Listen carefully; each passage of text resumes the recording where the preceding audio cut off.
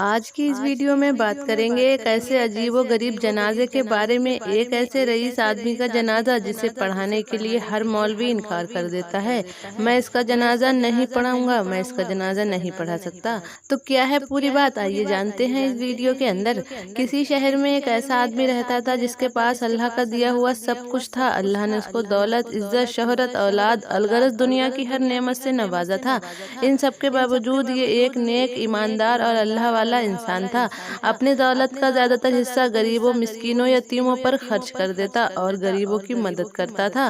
رئیس کا اکلوتا بیٹا جو اپنے باپ سے بالکل الگ تھا۔ رئیس اپنے بیٹے کو ہمیشہ سمجھاتے رہتے، بیٹا دنیا کے مال و دولت پر گھمنڈ مت کرنا، مت بھولو یہ دولت اللہ کی آزمائش ہے، اس لیے اس دولت میں غریبوں، یتیموں اور پریشان لوگوں کا حصہ رکھا کرو، کیونکہ ایک دن ایسا آئے گا کہ یہ دولت اسی دنیا میں رہ جائے گی اور تیرے ساتھ جو چیز جائے گی وہ صرف تیرا کفن ہوگا۔ رئیس کا بیٹا دولت اور دنیا کو سب کچھ سمجھتا تھا، اس پر باپ کی کوئی بات کا اثر نہیں ہوتا۔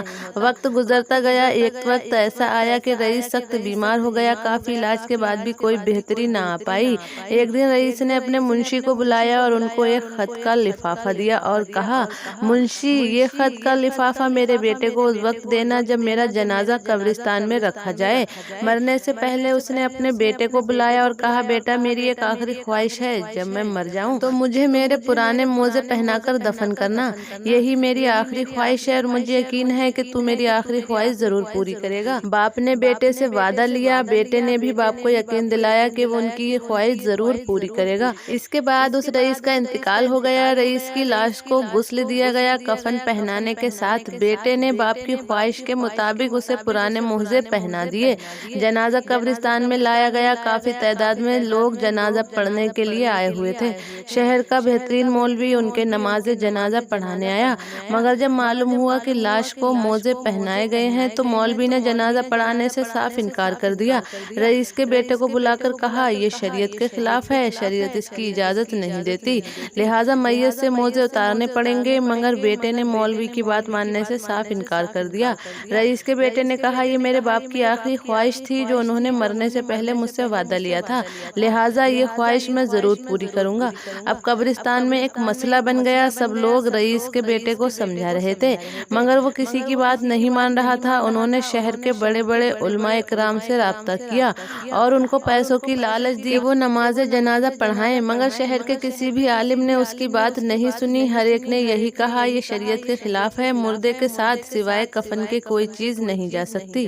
قبرستان میں لوگوں اور علماء اکرام کا ہجوم اکٹھا ہو گیا۔ اسی حالت میں رئیس کا منشی لوگوں کی صفوں کو چیرتا ہوا حاضر ہوا اور انہوں نے رئیس کے بیٹے کو بلایا اور وہ خط جو رئیس نے منشی کو دیا تھا اور کہا تھا، یہ خط میرے بیٹے کو اس وقت دینا جب میرا جنازہ قبرستان میں رکھا جائے، تو منشی نے وہ خط رئیس کے بیٹے کو دے دیا اور کہا کہ آپ کے ابا نے یہ خط مجھے دیا تھا اور یہ وصیت کی تھی کہ میں یہ خط آپ کو اس وقت دوں جب ان کا جنازہ قبرستان میں رکھا ہو۔ رئیس کے بیٹے نے خط لیا اور اسے کھول کر دیکھا، اس میں یہ لکھا ہوا تھا، پیارے بیٹے میں شہر کا سب سے امیر آدمی تھا مگر دیکھ لو آج میں اپنے ساتھ یہ پرانے موزے بھی لے کر نہیں جا سکتا۔ میرے بیٹے آج میرے ساتھ سوائے میرے کفن کے میری قبر میں کوئی بھی چیز میرے ساتھ نہیں جائے گی۔ جو کچھ میں نے دنیا میں کمایا، جو مال میں نے دنیا میں جمع کیا، سب کچھ دنیا میں ہی رہ جائے گا۔ میرے بیٹے میں تجھے وصیت کرتا ہوں، میں جو کچھ چھوڑ رہا ہوں اسے نیک راہ میں خرچ کرنا۔ میرے بیٹے دولت پر کبھی تکبر مت کرنا، گھمنڈ مت کرنا، کیونکہ دولت اسی دنیا میں رہ جائے گی۔ اس نے جب خط کو پڑھا تو زاروں قطار رونے لگا۔ اس نے باپ کے موزے اتار دیے، نماز جنازہ پڑھایا گیا اور اسے دفن کر دیا گیا۔ اس کے بعد اس بیٹے نے بھی باپ کی طرح کام کیا، اس نے اپنی کمائی کا زیادہ تر حصہ غریبوں، یتیموں اور مسکینوں میں خیرات کر دیا اور ایک اچھی زندگی گزارنے لگا۔ تو کچھ واقعات، قصے اور کہانیاں گزر جاتے ہیں لیکن انسان کے لیے کافی سبق چھوڑ جاتے ہیں۔ سچ ہے، جب انسان مرتا ہے تو مر ہی جاتا ہے اور سوائے کفن کے اپنے ساتھ قبر میں کوئی بھی چیز لے کر نہیں جا سکتا، اور جو کوئی چیز ہمارے ساتھ قبر میں جاتی ہے وہ ہمارے اعمال ہوتے ہیں۔